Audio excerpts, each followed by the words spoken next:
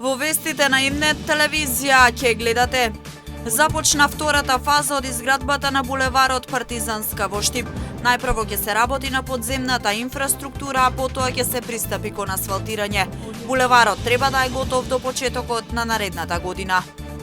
Одбележан денот на белиот стап во Штип. Лицата со оштетен вид побараа почитување на нивните права. Од локалната самоуправа ветија поддршка со цел поголема безбедност за овие лица.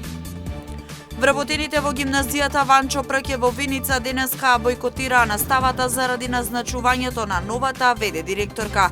Бараат градоначалникот Миле Петков да ја промени одлуката. Тој посочува дека е времено решение. Делумно раздвижен, ама без побарувачка пазарниот ден во село Облешево. Цените исти како претходно, ама загрижува фактот што младите не сакаат да работат земјоделие. Со вестите почнуваме веднаш по рекламите. Останете со нас.